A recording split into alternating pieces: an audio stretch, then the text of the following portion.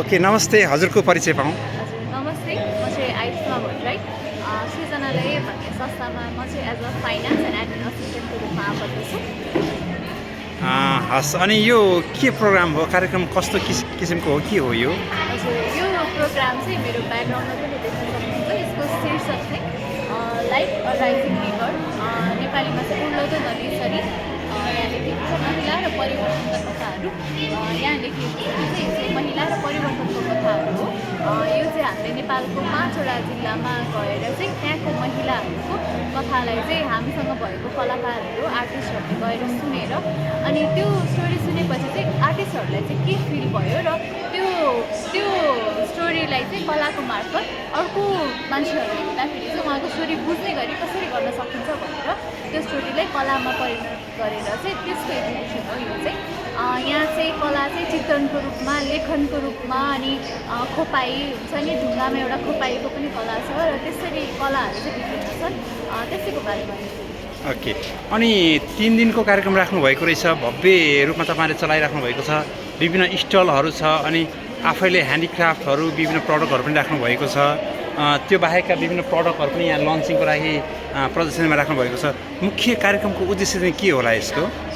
हजुर, यो कार्यक्रम चाहिँ 3 दिने हो। बनेपामा चाहिँ 3 दिन हो। योभन्दा अगाडि चाहिँ हामी काठमाडौँमा चाहिँ 4 दिन जतिको, 1 हप्ता जतिको थियो होइन, अगाडि पछाडि 4 दिन जतिको कार्यक्रम यही नै गरेर आएर अब बनेपा, किनकि हाम्रो काभ्रेको महिलाको पनि यहाँ स्टोरी भएको हुनाले चाहिँ बनेपा गर्छ अनि सर्लाही अनि कर्णालीको क्षेत्रहरूमा पनि जाने हो एक्जिबिसन चाहिँ।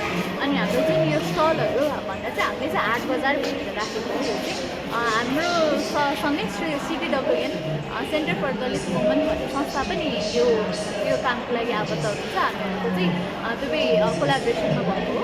सो उहाँहरूले चाहिँ पैरणी समूह भनेर चाहिँ विभिन्न स्थानहरूमा चाहिँ महिलाहरूको सशक्तिकरणको लागि चाहिँ महिलाहरूको ग्रुप बनाउनु भएको थियो।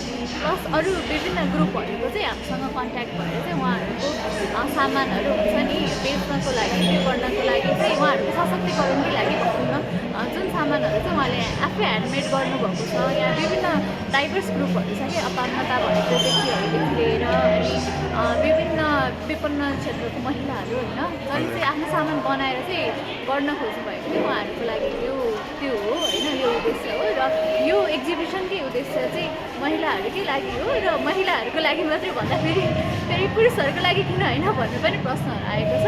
तर महिलाहरूको स्टोरी चाहिँ हामीले भनिरहेको हो होइन, यो बुझ्न चाहिँ सबैलाई नै बुझ्नलाई। हस्, थ्याङ्क यू। भन्न त सबैको लागि भन्नुभएको छ। विशेष गरी फेरि पनि तपाईँहरू बनेपामा हुनुहुन्छ, विभिन्न ठाउँमा पनि पुग्दै हुनुहुन्छ। यो बनेपामा चाहिँ को समूह, कुन व्यक्तिहरू चाहिँ अनिवार्य रूपमा यो प्रदर्शनीमा आउनुपर्छ जस्तो लाग्छ? अन्तमा थोरै भनिदिनु होला।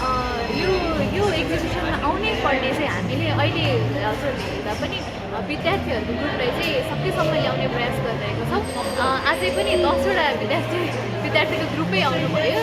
50देखि 100सम्म जना स्टुडेन्टको ग्रुपै पनि थियो होइन हो। उहाँहरूलाई चाहिँ जे भए पनि विद्यालय स्तरमा चाहिँ त्यो अब हामीले पढाउँदा पनि पढाइँदैन होइन, त्यो पाठ्यक्रममा त्यो पनि छुट्टै कुरा हो। प्लस त्यो एजको विद्यार्थीहरू चाहिँ अलिकति ठ्याक्कै यो कुरा चाहिँ उनीहरूले नै बुझ्नुपर्ने हो कि होइन, त्यहाँबाट नै हामीले यो बुझाउँदै ल्याएपछि पो परिवर्तनवाद गर्न सकिन्छ कि भन्ने त्यो पनि हो एउटा विद्यार्थी वर्गलाई लक्ष्य हो। अनि अरू चाहिँ यही हामीले हात बजार गरे जस्तै अरू महिला ग्रुपहरू हुन्छ नि, जो चाहिँ यो पनि गर्न सकिने रहेछ होइन, त्यो ग्रुपहरूको लागि पनि हो। र दिनचर्यामा जस्तै कि हामीले हाम्रो वरिपरिको महिलाहरू जसले चाहिँ दिनभरि काम गरेर घरको काम गरेर चाहिँ तपाईँलाई सोद्धाखेरि चाहिँ हजुर के गर्नुहुन्छ भन्दाखेरि चाहिँ म त केही गर्दिनँ भनेर हुन्छ नि, चामल केलाउँदै म त केही पनि गर्दिनँ नानी भनेर भन्नुहुन्छ नि। उहाँहरूलाई चाहिँ तपाईँको काम पनि तपाईँले आफ्नो लभ वान्सहरूको लागि गरेको काम पनि काम हो होइन, त्यसको पनि एउटा रेकग्नाइजेसन चाहिँ हुनुपर्छ